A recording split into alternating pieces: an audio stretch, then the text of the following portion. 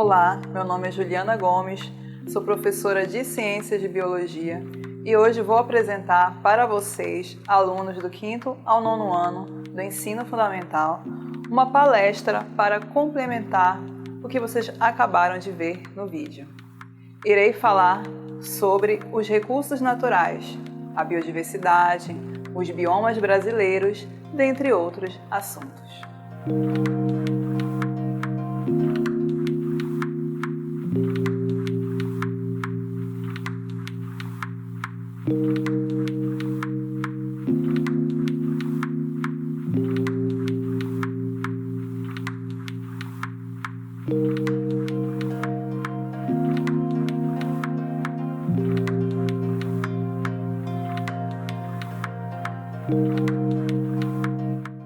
Para o início de conversa, é importante conhecer o significado de biodiversidade. De acordo com o vídeo, saberias me dizer o que significa? A biodiversidade representa a variabilidade de indivíduos existentes em nível global ou regional, de modo que em cada região do planeta, a biodiversidade é constituída por seres vivos de diferentes espécies. Essa grande diversidade de seres vivos é organizada em grupos, incluindo os 5 reinos. Vamos entender melhor isso? Em 1735, Linneu, um botânico sueco, propôs a classificação dos seres vivos em grupos, os quais denominou de táxons. Ele sugeriu a organização desses seres vivos em grupos de maior abrangência, denominados de reino, até grupos de menor abrangência, denominados de espécies. As categorias propostas por Linneu foram reino, classe, ordem, gênero e espécie, sendo que atualmente as principais categorias taxonômicas são reino, filo, classe, ordem, família, gênero e espécie. Agora vocês irão conhecer alguns representantes de cada reino. Estão prontos? Então vamos lá. Vamos iniciar com o reino Monera, em que as bactérias são representantes. O reino Protista, constituído por protozoários, por algas. O reino Plante, formado por plantas, por árvores, por exemplo, a castanheira, a mangueira, o açaizeiro. E também tem o reino Fungi, que é o reino dos fungos, dos cogumelos. A classificação dos seres vivos em 5 grandes reinos foi proposta pelo biólogo, botânico e ecologista norte-americano Robert Whittaker entre 1959 e 1969, quando comprovou que os fungos não eram organismos vegetais. Em uma década depois, ele propôs a criação do reino Fungi para diferenciar os fungos das plantas. E para finalizar, o 5º reino é o reino Animalia, composto por uma grande variedade de seres vivos. Por exemplo, os mamíferos, as aves, os répteis, os insetos, dentre outros. Já que estamos falando sobre animais, vamos conhecer mais algumas informações sobre a biodiversidade de animais no Brasil e no mundo. Há mais de 1 milhão de espécies conhecidas no mundo, sendo que os pesquisadores estimam que o número total de espécies de animais pode chegar a 10 milhões. O Brasil ocupa quase metade da América do Sul e é o país com a maior biodiversidade do mundo. São mais de 116 mil espécies animais e 46 mil espécies vegetais conhecidas no país. Além de conhecer a diversidade de plantas e animais, é importante também conhecer a variedade de biomas existentes no nosso país. O Brasil apresenta 6 biomas terrestres e 3 ecossistemas marinhos. Mas tu sabes o que é um bioma? Bora conhecer os biomas brasileiros? As diferentes zonas climáticas do Brasil favorecem a formação dos biomas, que são zonas biogeográficas. A exemplo da floresta amazônica, a maior floresta tropical úmida do mundo, o Pantanal, a maior planície inundável, o Cerrado, com suas savanas e bosques, a Caatinga, com suas florestas semiáridas, os Campos dos Pampas e a floresta pluvial tropical, representada pela Mata Atlântica. E não para por aí. O Brasil apresenta uma costa marinha com mais de 3 milhões de quilômetros quadrados, composta por uma variedade de ecossistemas marinhos, como os recifes de corais, as dunas, os manguezais, as lagoas, estuários, pântanos. E atenção, o Darwin, um naturalista inglês que desenvolveu vários estudos sobre a biodiversidade, está fazendo a seguinte pergunta: por que temos tanta diversidade de espécies no mundo? E o Chico Mendes, que teve uma grande contribuição com a causa ambiental, também faz uma pergunta: por que é importante preservar a diversidade? Não é apenas peixe, ave, mamífero, inseto. Eita, que são muitos! Aves, mais de 9.000 espécies. Mamíferos, mais de 5.000 espécies. Peixes, mais de 33.000. E insetos, mais de 1 milhão de espécies. Tenho uma dica legal para vocês de um site interativo chamado Wikiaves, que fornece uma série de informações, fotos e sons de vários grupos de aves. Fiz uma pesquisa no Wikiaves sobre o pássaro 7 cores da Amazônia, que, de acordo com o mapa do site, tem ocorrência no Amazonas, no estado do Pará, dentre outros estados. No site, várias informações sobre o pássaro podem ser consultadas, incluindo o seu canto. Bora ouvir?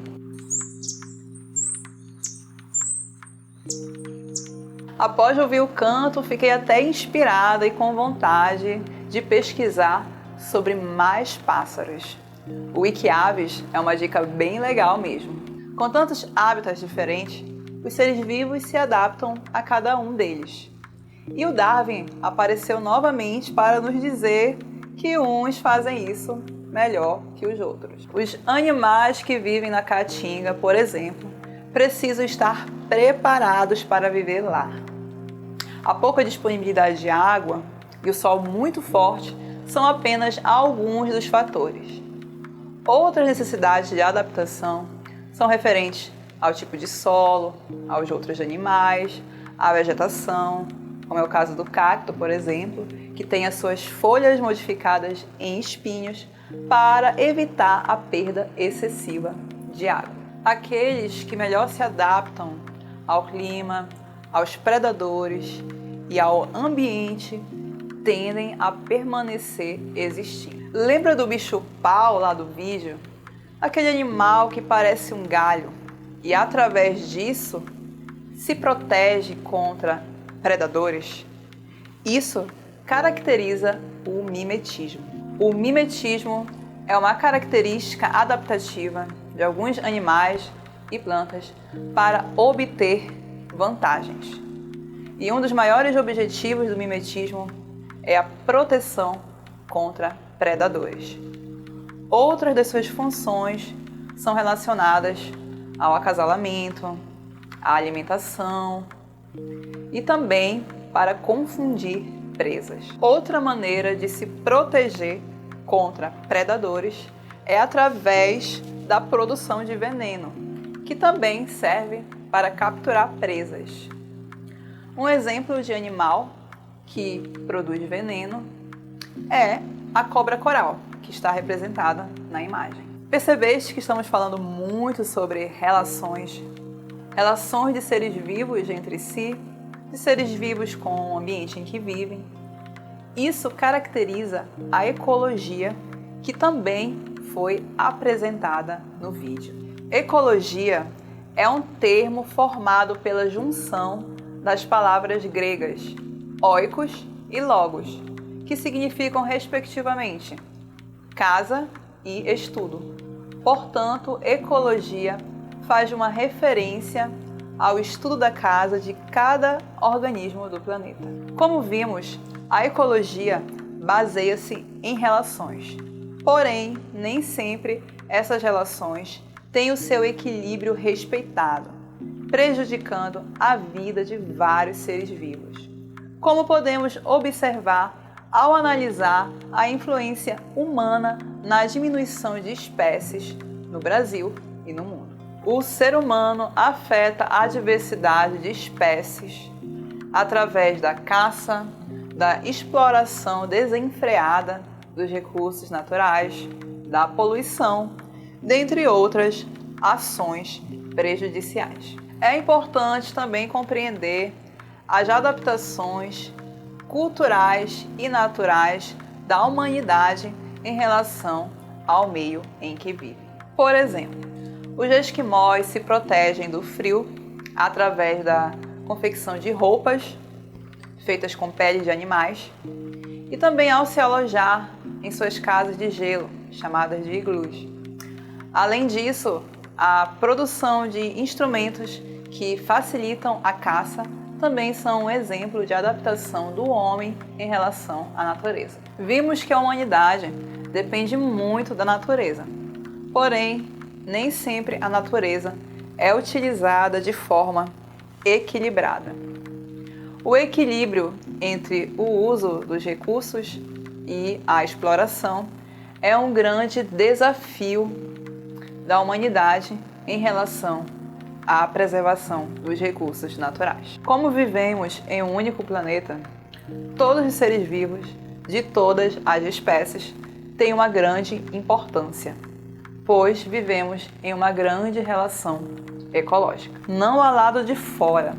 O planeta é a nossa única casa. Porém, é triste saber que existem vários tipos de desequilíbrios com efeitos muito prejudiciais. Os desequilíbrios ambientais resultam em alterações no funcionamento da natureza, provocados pela ação do homem e afetando uma série de ecossistemas. Os desequilíbrios ambientais que podem provocar um aumento de vetores e, assim, um aumento no número de doenças, como a dengue, a febre amarela, etc. O desequilíbrio provocado pelo uso de agrotóxicos pode também destruir uma série de insetos e aves polinizadoras, afetando inúmeros seres vivos. Estas são matérias da BBC e da Super Interessante que abordam o potencial catastrófico da extinção de abelhas para a humanidade. As abelhas são agentes polinizadores que ajudam na reprodução das plantas, contribuindo com a sobrevivência de outros animais. Este é um grande exemplo da importância das interações ecológicas. Outra sugestão para vocês é o livro vermelho disponibilizado no site do Instituto Chico Mendes, do Ministério do Meio Ambiente, em que há vários volumes relacionados a vários grupos de animais ameaçados de extinção. E falando em extinção, existe uma classificação. Bora conhecê-la? Animal extinto na natureza, EW. É aquele animal que não existe mais em seu habitat natural, mas pode ser encontrado em cultivos, em cativeiros e em outras áreas fora da sua distribuição natural. Animal regionalmente extinto, RE, que é o mesmo que dizer que é um animal extinto em determinado local, em que não há dúvida alguma que o último indivíduo capaz de se reproduzir tenha morrido ou desaparecido em determinado local, região ou país. Animal extinto, EX, terminologia utilizada quando não existem mais dúvidas de que o último indivíduo daquela espécie tenha morrido. Vamos ver alguns exemplos? Mutum do Nordeste, extinto na natureza. Arara azul, regionalmente extinta. E o limpa-folha do Nordeste, extinto. A tartaruga da Amazônia, quase ameaçada. O mico-leão da cara dourada, em perigo, e a tartaruga de couro, criticamente em perigo. Chegamos já ao fim.